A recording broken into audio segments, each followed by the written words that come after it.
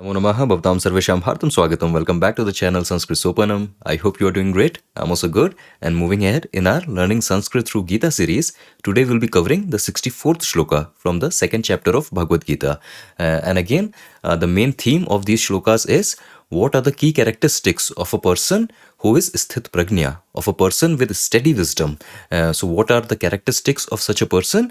All these shlokas that we have covered so far, they are centered around that same theme. And in this particular shloka also, we are addressing the characteristic of such a sthit prajna person only. And here Krishna is giving response to Arjuna's question that how does a person of steady wisdom move about in this world? Because such people also, they occupy the same world, they live in the same world as we all do, but what is the difference? How do they operate? How do they transact in this world?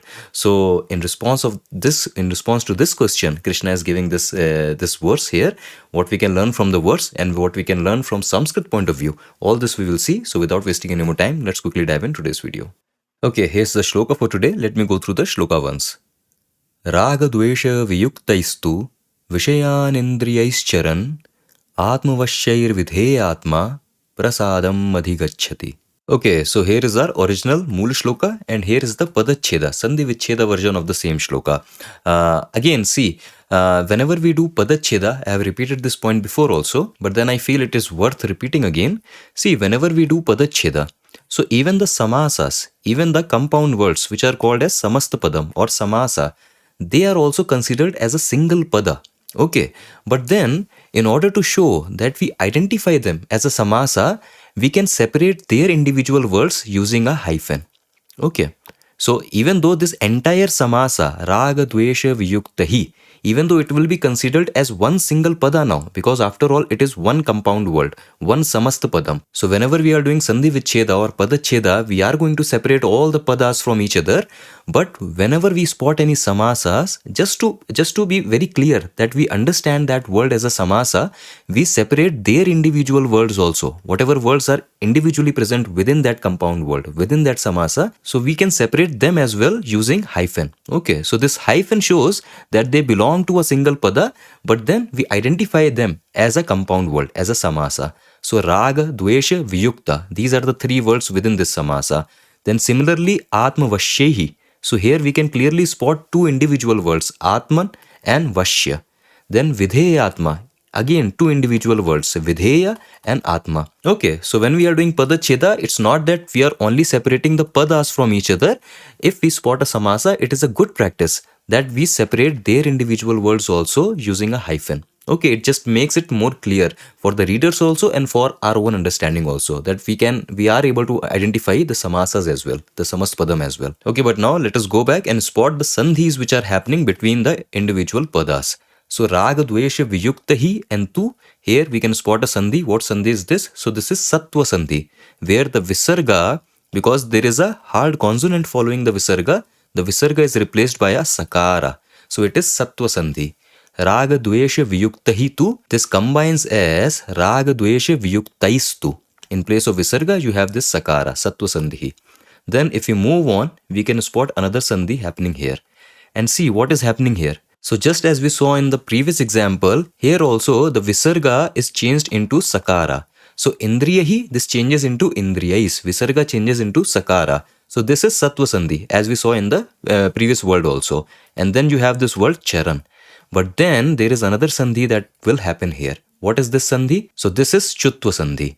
That in presence of a cha varga letter, a sakara or a ta varga letter also changes into a cha varga letter. So due to this chutva sandhi, the visarga that became sakara will again undergo a modification and the sakara will change into shakara. So indriyais charan. This is what you get as the final modification. Indriyais charan.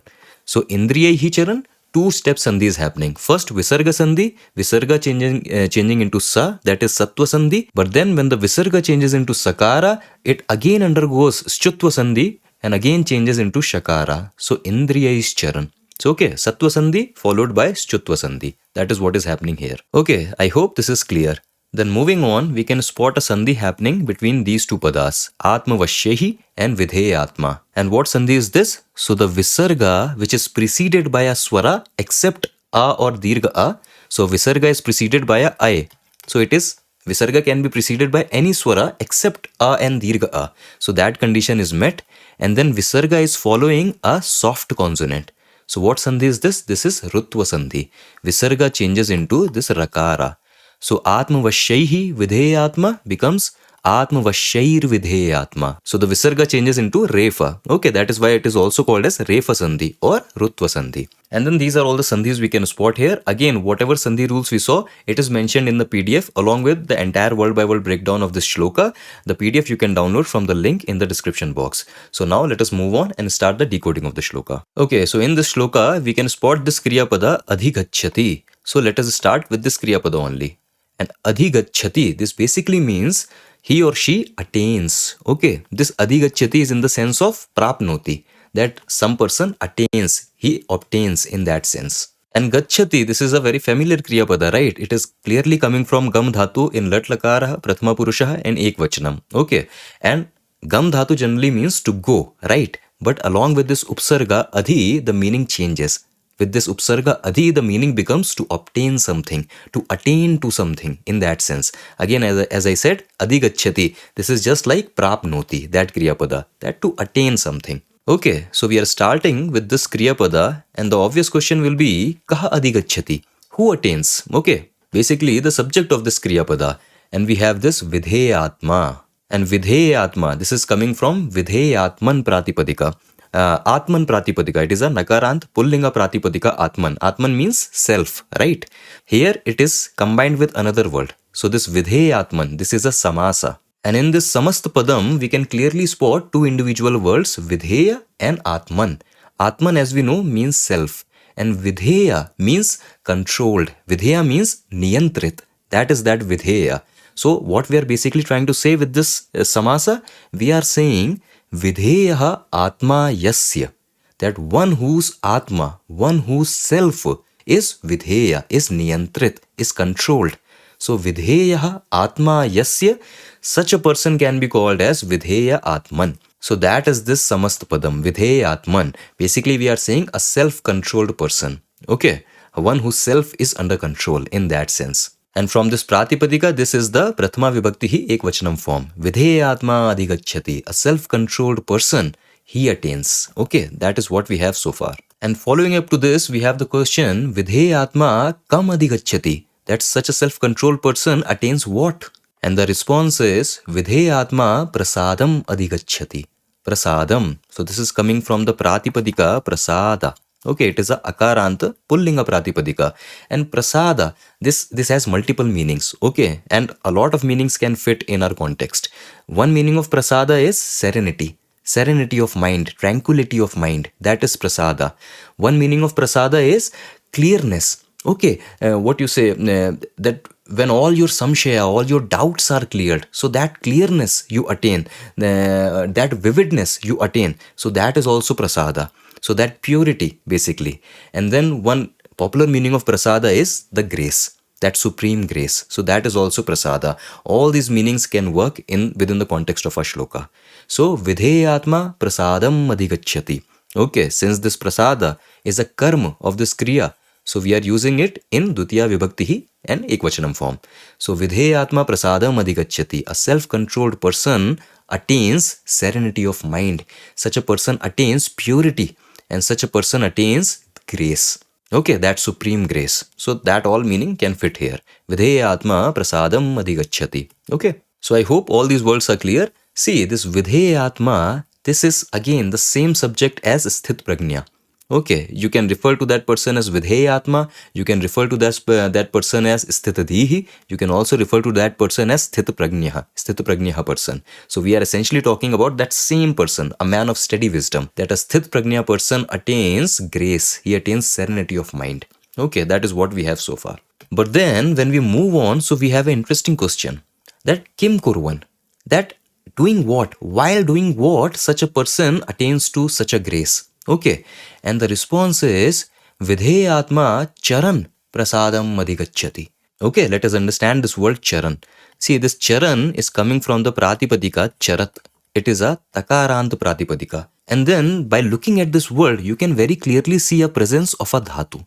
Okay, see, whenever in any world, whenever in any pratipadika, you can see a presence of a dhatu, you can take a informed guess that maybe it is a kridanta. Because after all, what are kridantas? Kridantas are the words that are derived from a dhatu. So those words always, you can always see a presence of a dhatu in them. Okay. So charat, you can clearly see the presence of the dhatu char. And what pratyay we are using to create this kridanta? We are using shatra pratyay. And what kind of a word a shatra pratyay creates from a dhatu? So the new word that a shatra pratyay creates, that has the meaning while doing the action. So char, this dhatu means to walk. To walk or to walk, to wander around in that sense. So along with this shatra pratyay, the new word that is created, charat, that means one who is wandering about, while moving about, in that sense. The action is being done. So char dhatu, when modified using shatra pratyay, it creates a new word charat. And then we are using this word as an adjective or as a complement for this vidheya atma, for a self-controlled person. So since we are using this for a pullinga noun here, so this charat will also take the pullinga form, and it will also take the prathama vibhakti hi ekvachanam form. So charat in pullinga prathama vibhakti ekvachanam becomes charan. Okay, so basically we are saying a self-controlled person or a sthita prajna person, a man of steady wisdom, charan, while moving about, while wandering about. So that is the sense, vidheya atma charan. A self-controlled person, while wandering about, attains prasada, attains grace. That is what we have so far. Okay, so I hope this word and this form, this is amply clear. And just one thing, even though the literal meaning here is while wandering about, while moving about, but the contextual meaning is while experiencing, while transacting. That is the meaning. So this charan here is basically giving the meaning anubhavam. Okay, anubhavan. That while experiencing, while transacting. So that is the contextual meaning we have to understand. That is why I'm writing while wandering about, that is while experiencing. Okay. And we will see why we are taking this meaning. So if I move on, now the question is kancharan. That vidheya atma kancharan prasadam adhigachyati. That a self-controlled person, while moving amidst what? While experiencing what? Attains to this grace. Basically, what is the object of this action? While moving about, while experiencing. And the response is vidheya atma vishayan charan prasadam adhigachyati. Vishayan. We have already seen this word so many times before. Vishaya. Vishaya, it is a akarant pullinga shabda. And Vishaya within these context of shloka means sense objects.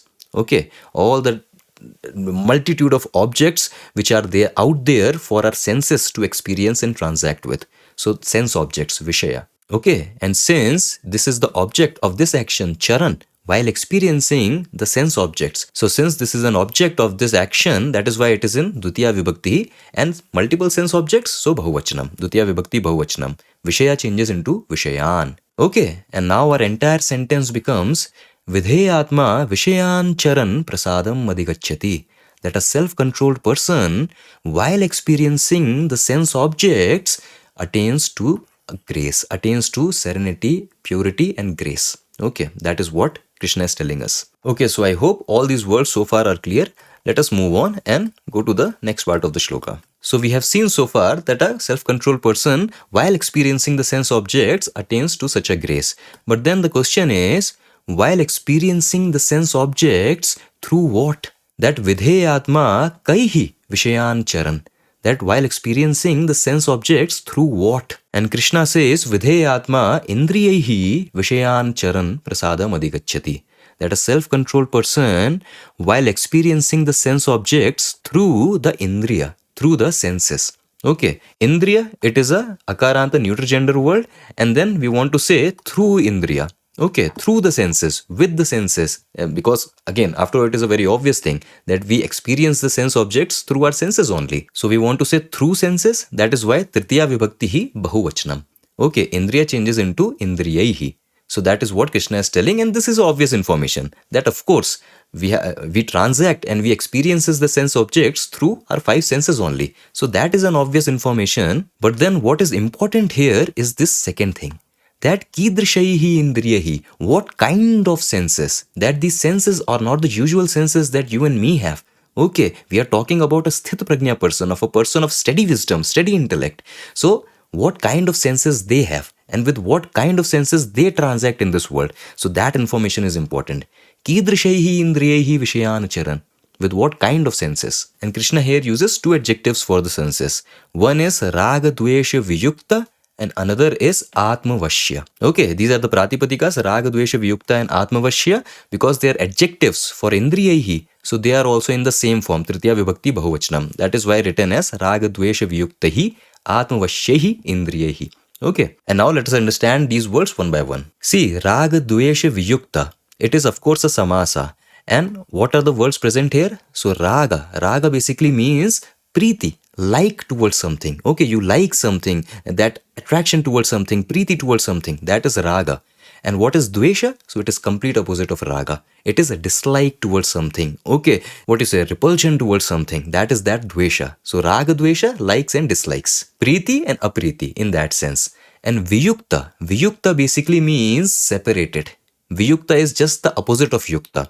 Okay, yukta means joint with that thing and viyukta means completely separated from that thing. That basically we are saying absence of rag and dvesha. That is what we are saying. The rag and dvesha, they are completely removed from the equation. That is raga dvesha viyukta. Okay, how we can understand this samasa is? So see, we can take two words at a time. First we can take raga and dvesha. So ragaha cha, dveshaha cha, iti raga dveshau. That is itaretara dvandu samasa. Simple. We are taking two things, joining them as a list. Ragaha cha, dveshaha cha, raga dveshau.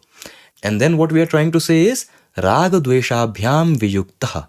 That disjointed with raga and dvesha, separated, now not connected with raga and dvesha. So raga dveshabhyam viyuktaha iti raga dvesha viyukta. So that second portion of samasa becomes your tritiya tatpurusha samasa. Okay, see, whenever we are yukta with something, so jnanena yukta. So that is tritiya tatpurusha samasa. Why? Because we are saying endowed with jnana.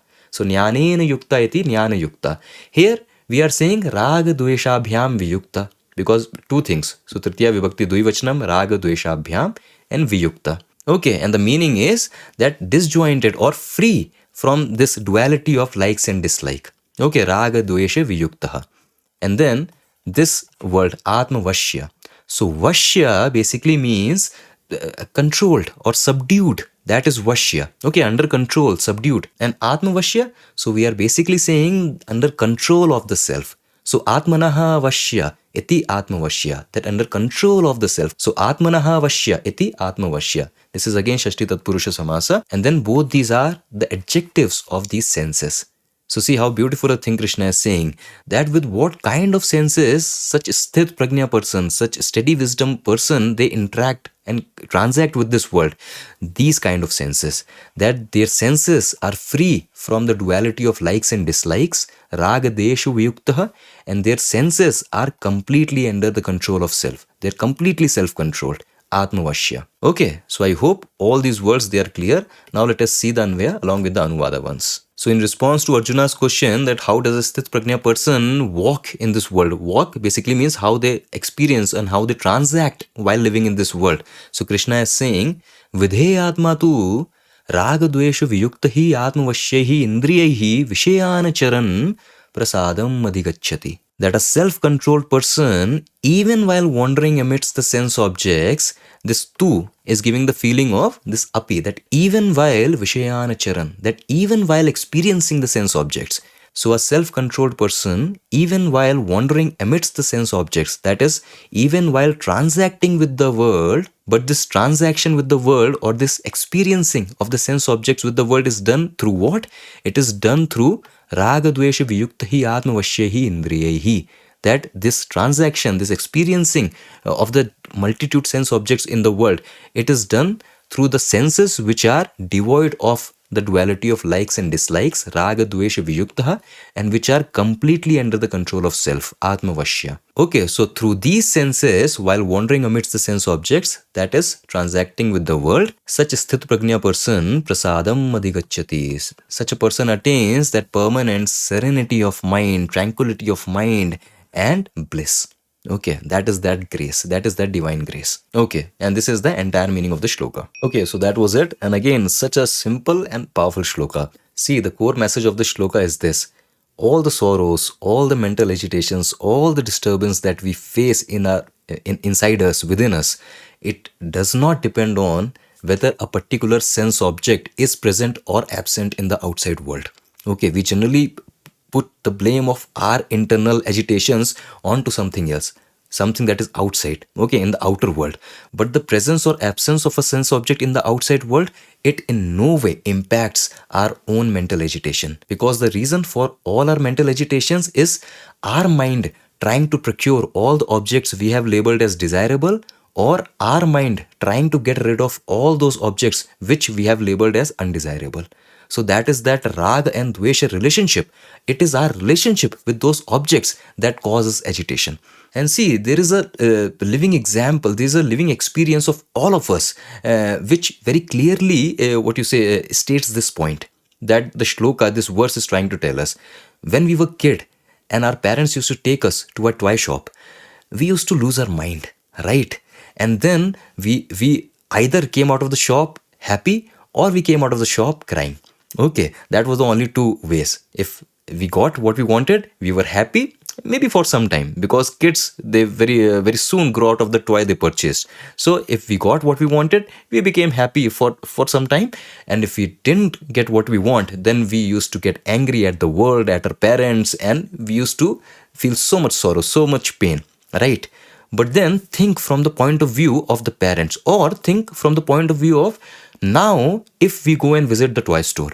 Now, if we go and visit the toy store, all those toys, we neither hate them nor we love them. It's not that we feel repulsive towards them, because kids love them. So we understand that point. But we also don't feel very much attracted towards them. Why? Because both these feelings of raga and dvesha, we have grown out of it. We have evolved out of that thing.